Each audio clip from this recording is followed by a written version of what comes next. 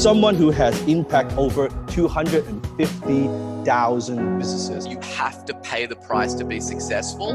And that's like a moat, right? That's like a moat around your business. Like people look at my brand and I mean, I get this a lot, right? Where the unlock came out of nowhere and just like blew up. And I always tell people, it's not that it came out of nowhere. It's because I started back in 2004 marketing online. The reason I think we've been able to build the brand that we have, the company that we have, because I've been doing it for a long time, number one, right? We're joking about the 10-year overnight success. Yeah. It's very true. It's very, very true because people only see the outcome. They don't see the work like behind it. And because I took a lot of the principles, so I want people to know that, hey, it's not overnight. It's not overnight. And the thing is that, like, you know, the whole thing about, like, if you think of today's society and Instagram and all these things, it's like people are used to getting that, like, that instant gratification, or everybody's talking about the hack and the loophole and the silver bullet and this new Bitcoin currency that you invest and you become a millionaire with no work.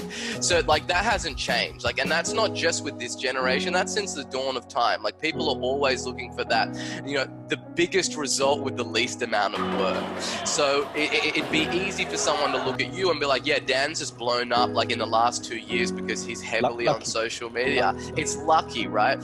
But they don't go and see like the catalog of books that you've been launching, or like all the sleepless nights and work and equity and everything that you've put into this thing to build it to the point where it is right now.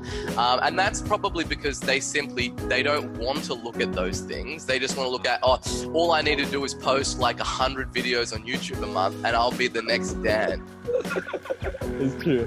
It's true. Yeah. You know, it's so funny sometimes when I have influencers, entrepreneurs, and they want to know how I do what I do, right? Like sometimes our friends, they come over to my place and they want to see a little behind the scenes.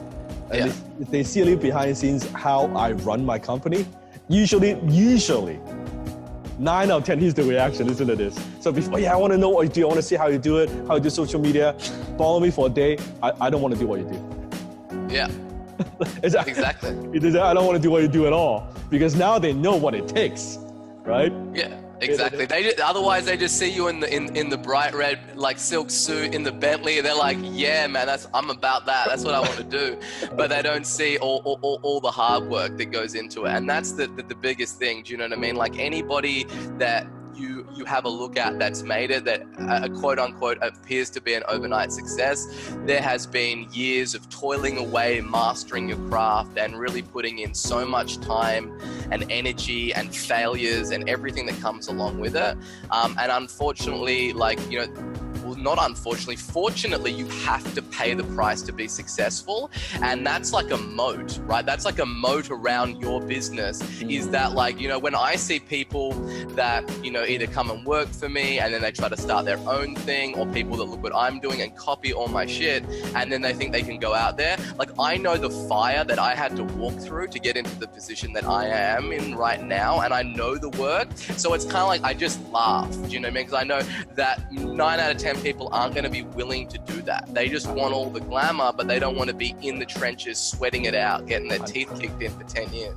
I love what you said, because I always tell people, if people can copy what you do, you're not very good at what you do. Because if you're very good, it's like you can watch Michael Jordan play basketball, you will not be Michael Jordan. I use that analogy all the time. Right? It's like you can, yeah, exactly. You can pass, you can dribble the ball, you can shoot, but you're not Michael Jordan, right?